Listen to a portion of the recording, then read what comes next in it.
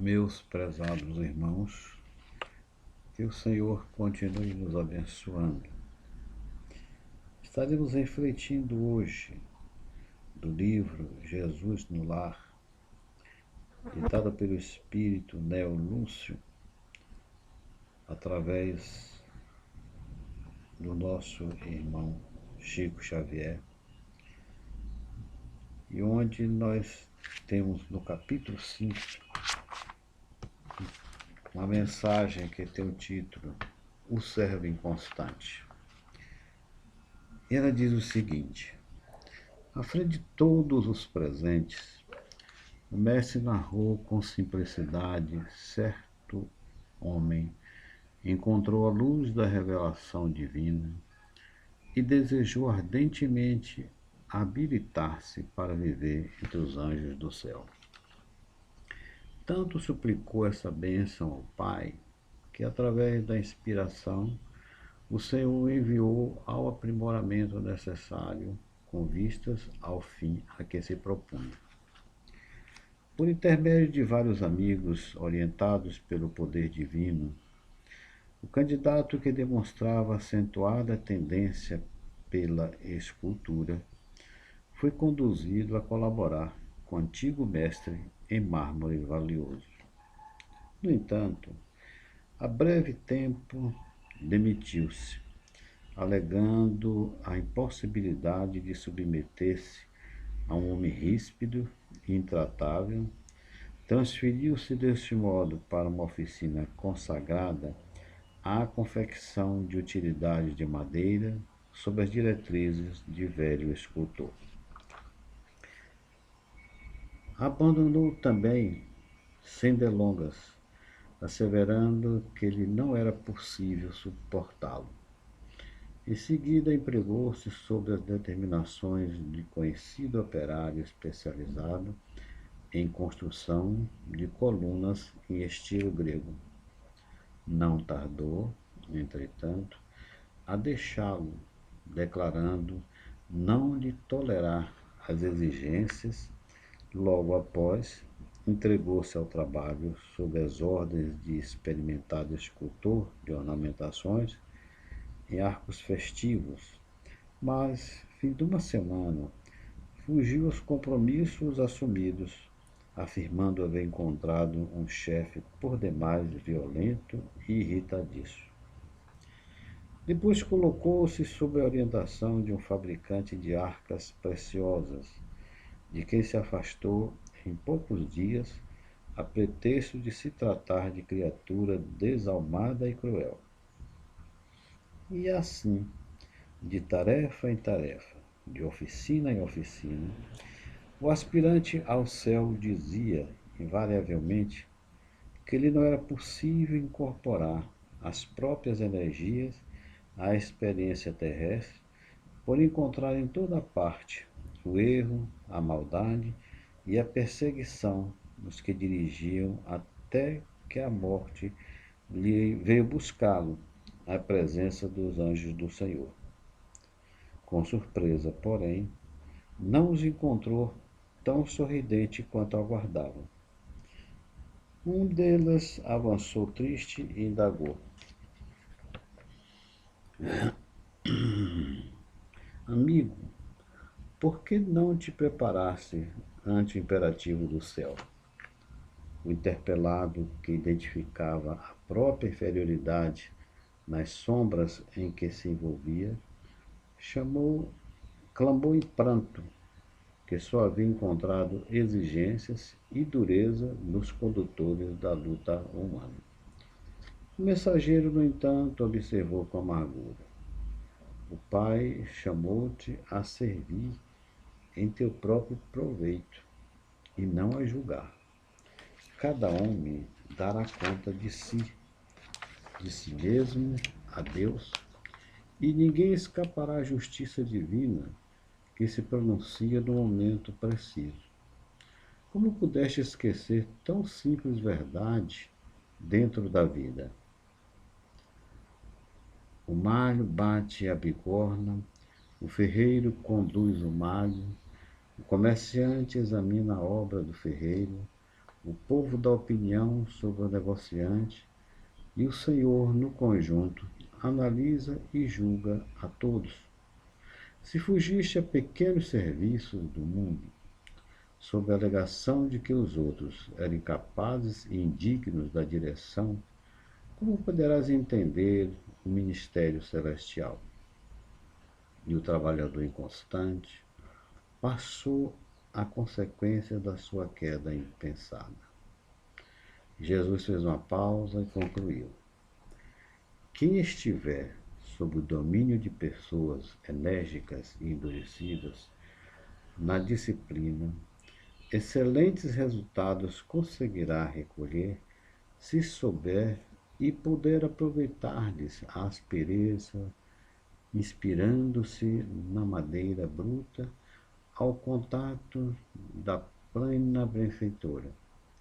Abençoadas sejam as mãos que educa e corrige, mas bem-aventurado seja aquele que se deixa aperfeiçoar no seu toque de renovação e aprimoramento, porque os mestres do mundo sempre reclamam a lição de outros mestres, mas a obra do bem, quando realizada para todos, permanece eternamente.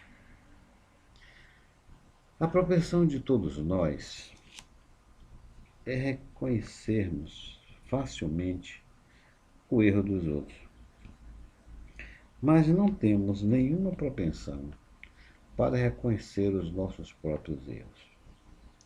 O orgulho, sob a forma do amor próprio, não permite que percebamos as imperfeições de nossa alma. Porém, assim como vemos as imperfeições dos outros, do mesmo modo, os outros veem as nossas. O orgulho, sob a forma do amor próprio, não permite que percebamos imperfeições de nossa alma. Porém, assim como vemos imperfeições dos outros, do mesmo modo, os outros veem as nossas. A luta que travamos para a conquista dos bens espirituais constitui a porta estreita e o caminho apertado, no fim do qual está a verdadeira vida. A vida eterna, livre de reencarnações dolorosas, que viveremos nos planos felizes da espiritualidade. Os gozos terrenos são a porta larga e o caminho espaçoso, no fim do qual está o sofrimento nos planos inferiores, e depois reencarnações cheias de dores e de desesperos. E são poucos os que trabalham pelos bens espirituais. A maioria envereda pelo caminho largo das coisas da terra. E aí é por isso que vamos encontrar no Evangelho de Mateus, no capítulo 8, versículos 13 e 14, ele nos afirmando: entrai pela porta estreita, porque larga é a porta da perdição, e espaçoso o caminho que a ela conduz, e muitos são os que por ela entram. Quão pequena é a porta da vida, quão apertado o caminho que a ele conduz, e quão outros a encontram.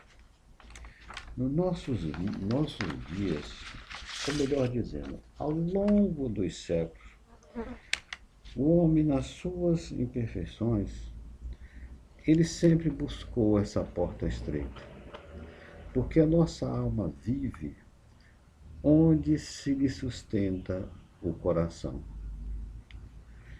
E o processo de iluminação é lento, exige esforço e trabalho. Cada existência representa uma construção nova que se levanta sobre os resultados atingidos pela precedente. Vida física é um estágio educativo para todos nós. E daí a nossa dificuldade para estarmos nesta dimensão, nós que almejamos tanto a felicidade, nós que desejamos tanto ter paz, nós que desejamos tanto não ter problemas, que a nossa vida seja um mar de rosas, onde tudo possa acontecer em uma plenitude, onde podemos colocar a cabeça no travesseiro, dormir, acordar no dia seguinte, enfrentar as adversidades com serenidade, como se não tivéssemos nenhum comprometimento com o que ficou para trás. Hoje nós estamos reencarnados. E se a nossa alma, repetindo, vive onde se lhe situa o nosso coração, que conquistas espirituais já realizamos? Quantas reencarnações já tivemos? E em cada uma delas, qual foi a nossa construção? Se Jesus nos pede, brilhe a vossa luz diante dos homens, para que eles vejam as vossas boas obras, como está a nossa luz diante dos homens que cruzam os nossos caminhos? Que, consequentemente, nós temos responsabilidades perante a consciência divina. Como estamos nos tratando perante a divindade? Quem sou eu?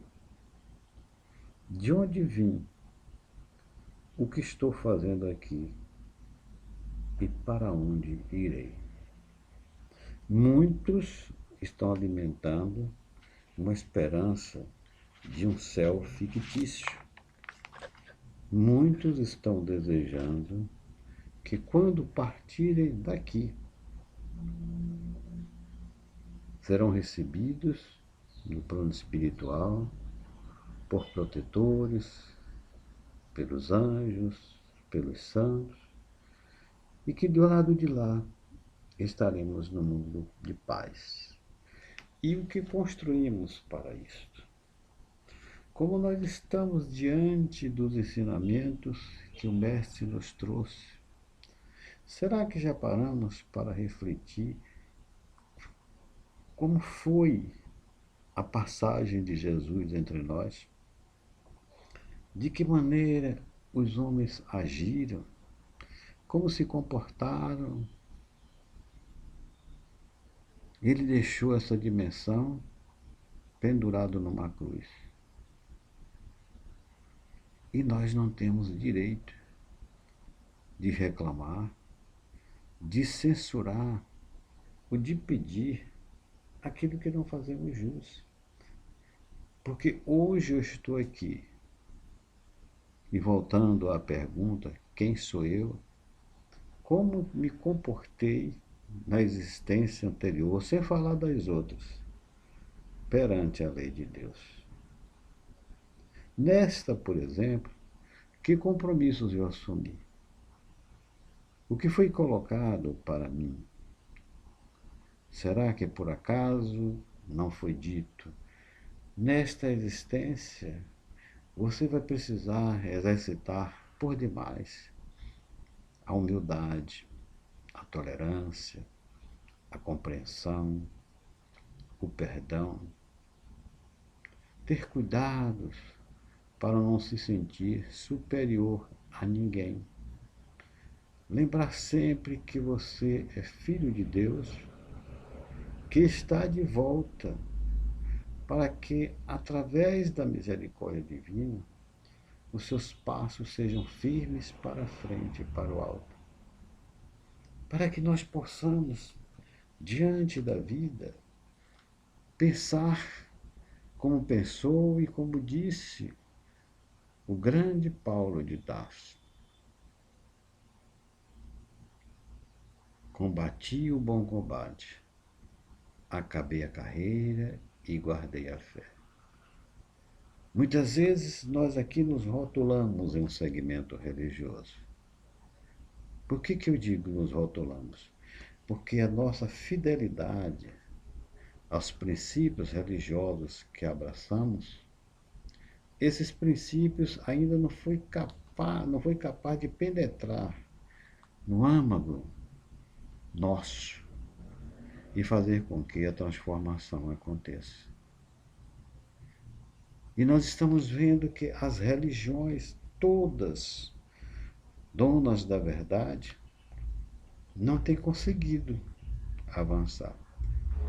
Porque, de repente, começa sentindo-se melhor do que o outro. Começa a sentir-se dona da verdade. E cada uma tem a palavra mágica da libertação, do milagre. E quantos estão ensinando de uma maneira distorcida de que aqui na Terra não é um plano de vitórias que nos permita conquistar os nossos anseios pequeninos e mesquinhos. Aqueles que estão aqui e que estão sabendo se conduzir diante das provas, das expiações que estão vivendo, aqueles que estão em família com uma dificuldade imensa dos relacionamentos, necessitam mais do que nunca de buscar força no alto, de ter a certeza de que não estão sozinhos, porque têm protetores. E se a vida na família está difícil, por alguma razão, nós não somos santos. Volto a lembrar, Jesus e todos que passaram por aqui, que se devotaram ao bem, que deram as suas vidas, os primeiros cristãos atirados às arenas para ser devorados pelas feras, que foram queimados vivos, perseguidos, destruídos, mantiveram a sua fé, perseveraram até o fim. Quantos de nós estamos decididos a enfrentar situações em que devemos provar a nossa fé, que devemos dar testemunhos? Nós não esquecemos que Paulo foi primeiro algoz do cristianismo. Quando caiu em si, percebeu que era chegado a hora de mudar. Ao final da sua trajetória, ele diz: não sou eu quem vivo, mas o Cristo que vive em mim. Uma consciência desperta, reconhecendo os equívocos e uma consciência de quem precisava mudar, renovar-se, ser um homem novo. É isto que Jesus espera de todos nós. É por conta dos equívocos em que vivemos, onde interesses pessoais falam mais alto, onde o desejo do ter, superando-se o desejo do ser, nós estamos vivendo momentos de desafios, momentos para profunda reflexão. Será que Deus está castigando a humanidade com essa pandemia que aí se encontra? Por que será que as coisas estão acontecendo? Qual o motivo para que Deus nos castigue? Se não, nos dar oportunidades para que, através dos nossos esforços, nós possamos alcançar a nossa libertação espiritual. Ter uma certeza plena de que não estamos sós. Jesus disse que veio para que tivéssemos vida e vida em abundância. E ter vida em abundância não é ter as coisas daqui. Não é estar lutando a desarvorados para ter coisas, mas sim para ter uma vida em plenitude espiritual. Vejam a, a história que Jesus nos apresenta, do servo inconstante. A grande maioria das criaturas vive nessa inconstância. Não gostei daqui por isso ou por aquilo. Não gostei daquilo porque me tratou mal. Não fiquei ali porque esperava que eu fosse melhor acolhido. Não deixei esse emprego porque não me simpatizei com o dono. E assim nós vamos tendo as nossas queixas. Nós não procuramos perceber por que eu estou vivendo, por que esse servo inconstante estava vivendo essa situação. Ele estava tendo uma oportunidade de trabalhar o orgulho, a vaidade, fazer com que a humildade florescesse. E com fé, com esperança, poder dizer: isso tudo passa. Isso vai passar. Porque Deus tudo sabe e Deus tudo vê. Então nós sempre temos, olha o que ele diz na mensagem, a propensão de todos nós é reconhecermos facilmente o erro dos outros, mas não temos nenhuma propensão para reconhecer os nossos próprios erros. E esta é uma grande verdade. Nós vemos o cisco que está no olho do próximo e não vemos a trave que se encontra no nosso. E o orgulho sob forma de amor próprio não permite que percebamos as imperfeições de nossa alma. Porém, assim como vemos as imperfeições dos outros, do mesmo modo os outros veem as nossas.